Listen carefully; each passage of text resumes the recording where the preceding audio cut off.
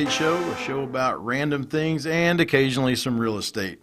This show is brought to you by Houston's Home Connection team. I'm Tom Riggins, joined by Josh Arkless, and we just happen to be Houston's Home Connection team. You can find us on Facebook, Twitter, YouTube, and at www.houstonshomeconnection.com. Hey everybody, welcome to another episode of the Random Real Estate Show. Today is being videotaped again, so this is pod number 2 that you can actually watch. Whether you want to watch us or not. Yeah, I don't know if I would suggest doing that, but the option is available. I have heard people say they find it entertaining. Ugh. Maybe. Anyways, Tom, how you doing?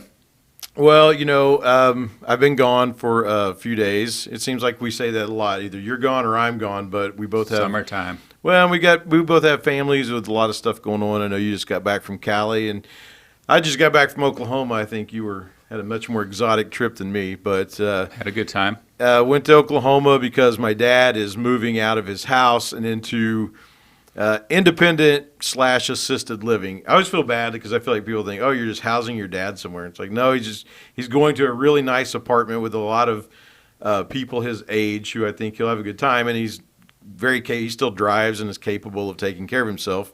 He just doesn't need an entire house. So yeah. I was up there to help my brother get him moved out, and that has been something of a challenge.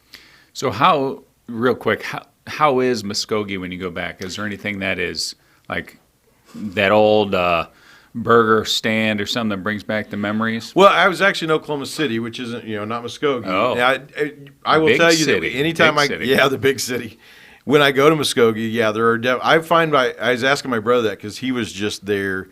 And I said, well, did you go around town? He didn't have a chance because it's raining like crazy and they've had flooding there. But I do find that I will drive around the town and go back to places where I can still probably go to every place in my head, having lived there 40 years. But I'll go back to see what's changed. And in Muskogee, usually it's something, there's less than the last time I was there. Yeah. But oddly enough, in Oklahoma City, which is where I was born and where my parents went to college and all these things. It's kind of even funnier there because there are memories that I don't have as many of, but yet I'll see something and go, well, I remember that as a kid. There's some water towers. They're red and white checkered water towers. And my brother and I were talking about, like, when you saw those, we knew we were close to a place we were traveling to from, somewhere else in Oklahoma. Right. So, yeah, there's definitely things that bring back memories like that. Yeah, it's fun to go back. I haven't actually been back in a while, but it's always fun to go back. So while you were there, you had to move your dad. I know you had some issues with that. So what were some of the things that you would suggest to help now that you've gone through it? Some of these folks that do have the elderly parents that are trying to move out who probably in a lot of times don't want to move, to be honest with you. Well, right. Don't want to move or don't want to get rid of all their stuff, even if they're moving to some place. My dad wants to move. He wants to go to this place because he knows it's better for him.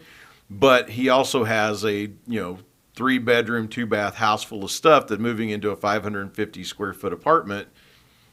I can move it all in there, but he's going to look like a hoarder, and I just don't think the administration is going to let him move all his stuff in there.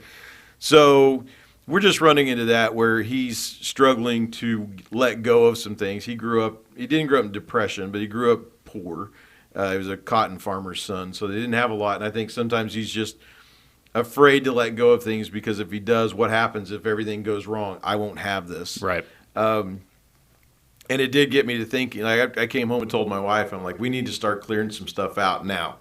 I don't think I'm anywhere near that level. Although with everything, they provide meals. They have people that will come in and lay your clothes out and do your laundry and clean for you. And it's like, I'm kind of thinking I want to go to assisted living right now. Well, even though I still have kids at home, I don't know where they're going to go, but I want to go to assisted living. Oh, I thought it'd be easier now that my kids are older. They'd be more self-sufficient, but I'm pretty sure I still do the same work as I did when they were 2-3 years old. So I'm looking forward to the day that somebody's laying my clothes out. Oh, yeah. So, it was just we're running into some issues where, we're going to have to try and find ways to get him to let go of some stuff. And if we have to, we'll store it somewhere and give him some time away from it, and then get rid of it later. I'm not sure, but I definitely think it puts an eye towards not only just. I mean, it's moving in general, right? It's whether you're 20 years old moving from your first apartment to a house, or whether you're, in the later stages of life downsizing. You had mentioned yourself how much you like the moving process just because you can declutter. I send the kids off to school, and I'll take a garbage bag to their room, and I'm purging. That's one of my favorite things to just purge, and more or less purge is throwing it away.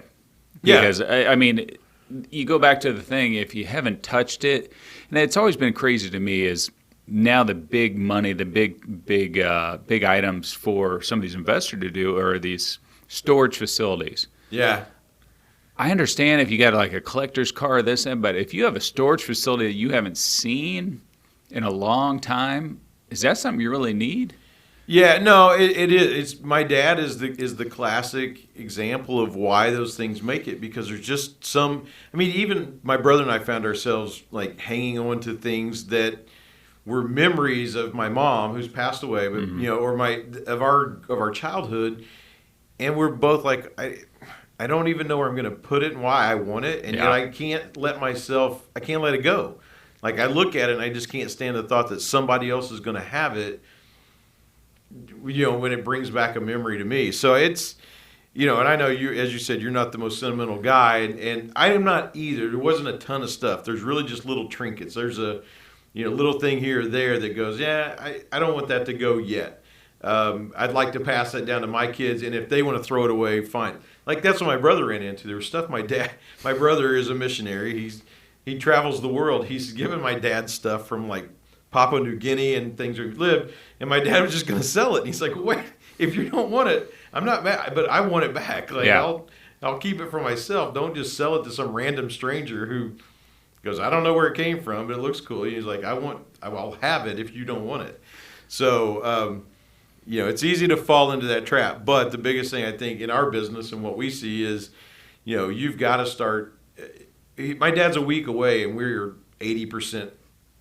The house is still 80% full, and we got to be moved by Friday. Now, is your dad one of those hoarders to where you're picking up a box of Time magazines from the 50s, and it's like, whoa, easy? No, not. You might want to read those again. Not too bad. His hoarding tends to be more of his mail. We were looking like he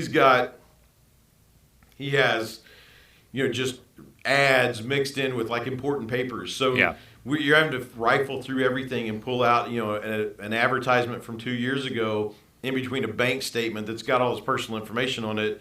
So you just can't, it's either shred it all or whatever. And I actually think that's my dad's intent. He's like, I'm going to shred this. He has a massive shredder.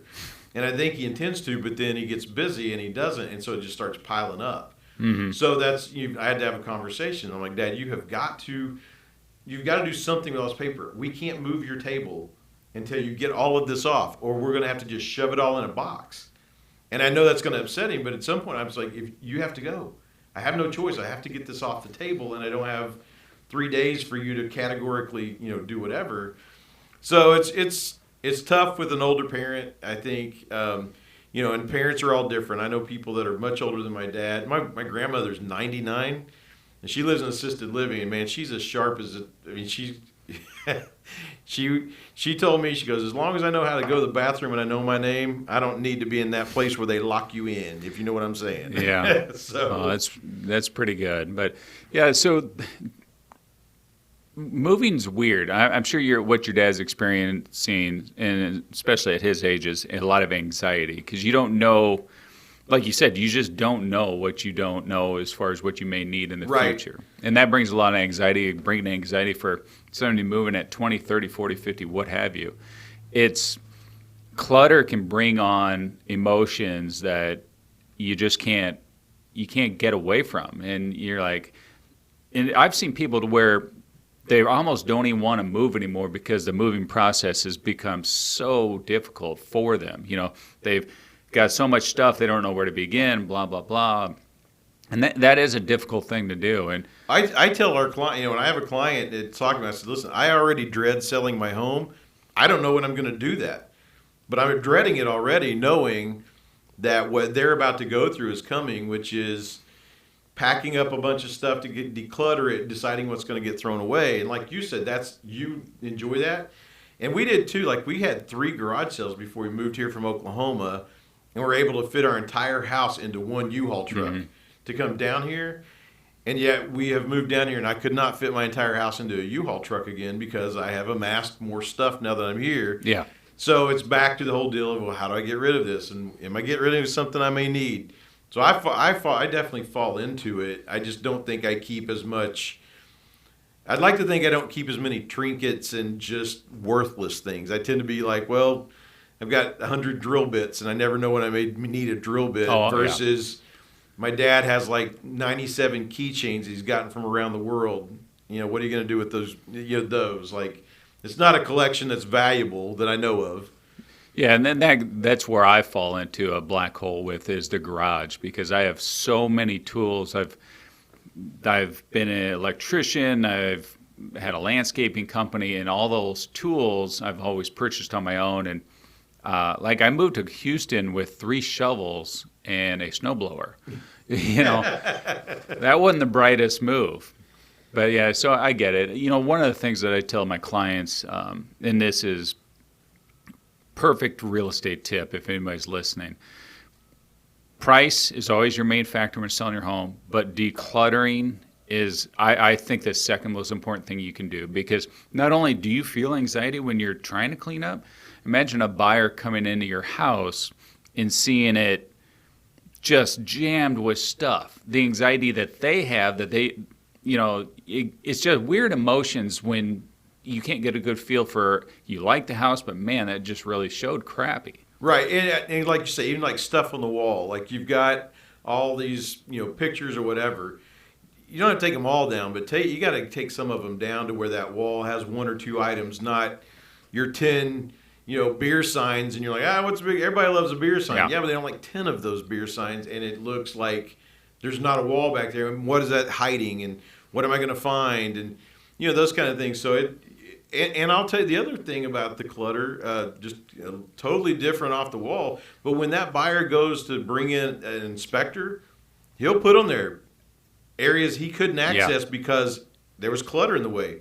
And then that buyer's going, well, why is that in the way? And if he can't access it, what am I missing? Mm-hmm. And now all of a sudden that buyer's way more going like, I don't know about this. Yeah. So you want to get that house cleaned up so that everybody can see everything they need to see, and the transaction goes smoothly. And we were talking about storage facilities and how much money gets made off that, because people will basically pay money to store things they just can't bear to get rid of, and that's how they make their money in storage facilities. Yeah. But we're probably going to go store a bunch of my dad's stuff, at least until he can forget that he has it. Well, and I go by the mantra of out of sight, out of mind. I'm very good at that. Yeah, exactly. I'm very good at it. For example, I showed a home this past Tuesday, and this home is well over $500,000. You know what I mean? We walked in, great home, it checked all the boxes, right? Right. Kitchen had dishes in the sink, baby bottles all over the countertops. The countertops had stacks of bills, stacks of letters. The master bathroom had clothes still hanging over, towels hanging over the shower, clothes on the really nice tub. And it's just, my buyers left, and it's like, they asked, what do you think, Jed? Did that show very well? I said, no, that did not show very well at all. Right. You know what I mean? And it was a 24-hour notice. So it's like we didn't surprise them. Yeah. But, I think what happens, I don't know if you checked how long it'd been on the market. Sometimes I think what happens with people, whenever they've been on the market so long and they've cleaned up so many times, they're like, you know what? Here's my house. Buy it or don't.